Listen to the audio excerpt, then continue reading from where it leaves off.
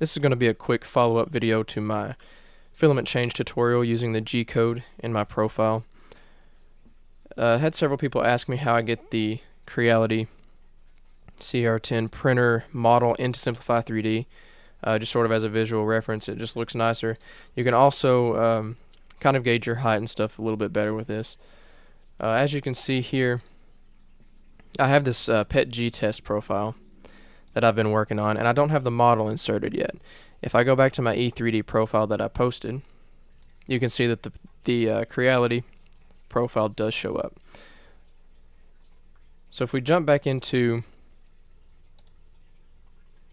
my PET-G test profile, you can see it disappears again. So there is a permanent way to do this and a non-permanent way to do this.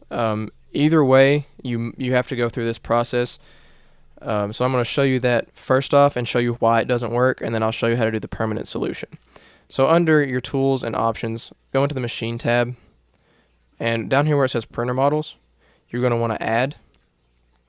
Here you can see that I have this STL here, platform 2. This is a model that I edited to make sure the origin is in the correct place. I will have this link in the description, but I'm going to open that. Once it shows up in this browser window, we hit OK, and there's our printer model.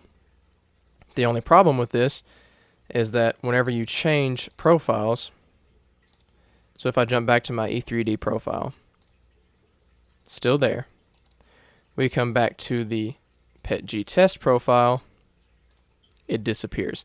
So this is a temporary fix, but it's just really annoying to do every time. So every time that you jump out of your current process, sometimes it will do it if you prepare to print and then come back into the preview mode. Sometimes your model will disappear. So I'm going to go through a few steps here and show you how to make this permanent. It will require a few lines of text editing in the code of the actual process profile itself. But I also have a link that I will post in the description. You can follow along with me. I'll do it kind of a step-by-step. And this will be posted in the description. All you have to do is drop your STL in this folder, in this directory here. You just find your Simplify3D folder, wherever all of your Simplify3D data is stored. And then go under S3D-software. That's going to be where your profile, it kind of pulls all of its data from. So once you navigate there, just copy and paste your STL in. And these are the two lines we're going to look for, and we need to edit these. And I'm going to show you how to do that. We need to export our Ffff profile, which is just your settings. We go up here to File, Export Ffff Profile. So we're going to go here and select the PET-G test. That's the one we want to add our model into. So I'm going to export this into my 3D printing folder. You can export this wherever you'd like, desktop, anywhere that's easy to access. We're going to rename this Example, just so we can find it. So now is when it starts to get into the coding part.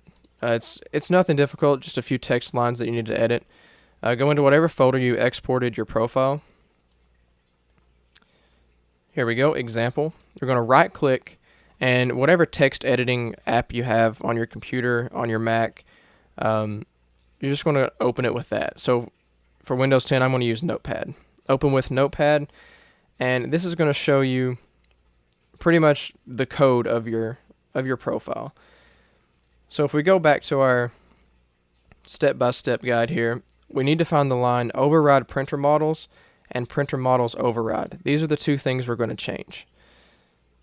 So if we go back into Notepad, we can use Control F on Windows, Command F on Mac, and we can search for what we need.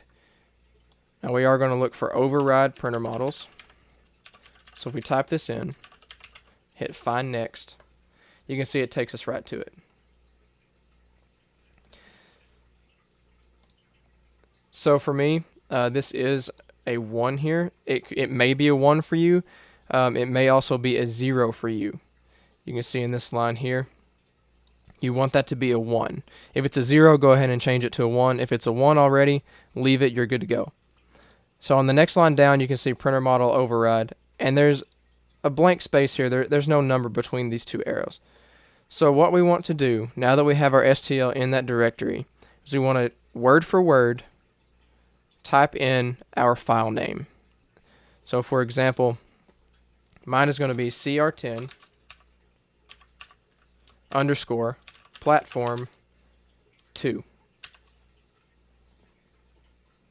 Okay, so I'm just going to verify that this matches my file name. We're going to jump back into Simplify3D. Tools, options, machine, add, yes, CR-10 underscore platform 2. So we have that name matched. We want to add .stl at the end so that it searches for the STL file with CR10 platform 2 name.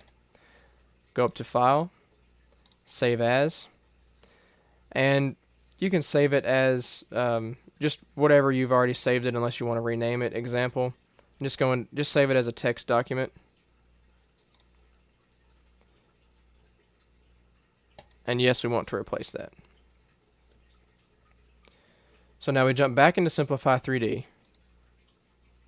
We're going to File, Import Ffff Profile.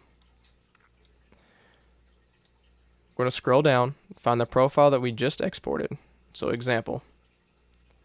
We're going to pull that in. CR10 PETG Test 2. It'll have the same one, just with the 2 beside it because you are creating a duplicate profile. We're going to switch to that, hit OK. And there's our model. Prepare to print.